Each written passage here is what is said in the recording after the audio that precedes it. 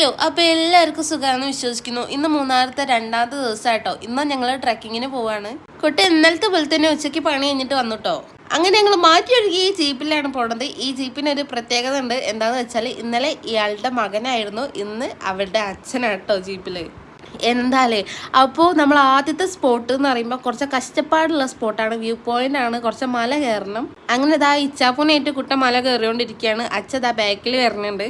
സത്യം പറഞ്ഞാൽ അതിൻ്റെ ബാക്കിലായിരുന്നു ഞാൻ ഓടി മണ്ടി കയറിയതാണ് വീഡിയോ എടുക്കാൻ വേണ്ടിയിട്ടോ. സത്യം പറഞ്ഞാൽ കയറ്റം കയറാണെങ്കിൽ ഭയങ്കര മടിയുള്ള കാര്യമാണ്. പക്ഷെ ട്രിപ്പല്ലേ, കയറിയല്ലേ പറ്റൂ, വൈബ് പിടിക്കണ്ടേ.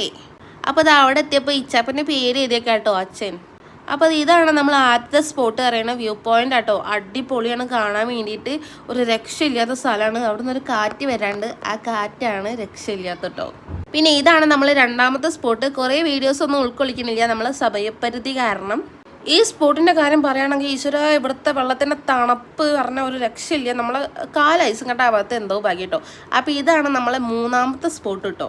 അതധികം വീഡിയോ എടുക്കാൻ പറ്റിയില്ല, വെള്ളച്ചാട്ടമായിരുന്നു കേട്ടോ. അങ്ങനെ ഇതാ നമ്മൾ അതിൻ്റെ ഇടയിൽ കൂടെ ഞങ്ങൾ ടൈഗർ കേവ് പറഞ്ഞിട്ടൊരു സ്ഥലം ഉണ്ടായിരുന്നു. അവിടേക്ക് പോയായിരുന്നു. പക്ഷെ അവിടേക്ക് കയറാൻ പറ്റിയില്ല. 60 രൂപയാണ്, അതുകൊണ്ട് വേണ്ട വെച്ചിട്ടോ. നേരെ ഞങ്ങൾ ലാസ്റ്റത്തെ സ്പോട്ടാട്ടോ ഇത്.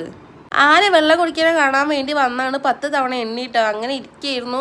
ഞങ്ങൾ 4 മണിക്ക് വന്നിട്ട് 11 മണിക്കാണ് റിട്ടേൺ പോണത്. പക്ഷെ ആന വന്നില്ല. പക്ഷെ മാനും പിന്നെ ഇപ്പം കാട്ടുപോത്തൊക്കെ വന്നു. ഞങ്ങൾ നല്ല സസ്യമായിട്ട് വീട്ടിൽ പോയിട്ടോ. അപ്പോൾ അന്നും വീഡിയോസ് ഒന്നും എടുക്കാൻ പറ്റില്ല. അത് അടുത്ത ദിവസമാണ് ഞങ്ങൾ നേരെ നാട്ടിലേക്ക് തിരിച്ചു പോവാൻ കേട്ടോ. അതിൻ്റെ ഇടയിലൊരു കാര്യമുണ്ട്. എന്താണെന്ന് വെച്ചാൽ ഞങ്ങൾ ഇന്നലെ ട്രക്കിങ് കഴിഞ്ഞ് വന്ന് വീട്ടിൽ കുറച്ച് നേരം ഫുഡ് കഴിച്ചിട്ട് നേരെ കുട്ടനും പിന്നെ കുട്ടിമോനും കൂടി ബൈക്കിൽ നേരെ നാട്ടിലേക്ക് പോയിട്ടോ. അവർക്ക് രാവിലെ തന്നെ എന്തോ ആവശ്യമുണ്ട് പറഞ്ഞിട്ട് ഞങ്ങൾ അന്ന് പോയില്ല. ഞങ്ങൾ അടുത്ത ദിവസം രാവിലെയാണ് പോണത് കേട്ടോ.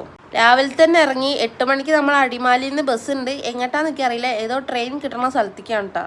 അന്നത്തെ ദിവസം ഓർമ്മ ഉണ്ടായിരുന്നു, പക്ഷെ കുറച്ച് ദിവസമായില്ല, അതുകൊണ്ട് ആ പേരുണ്ട് ഓർമ്മയിട്ടില്ല കേട്ടോ.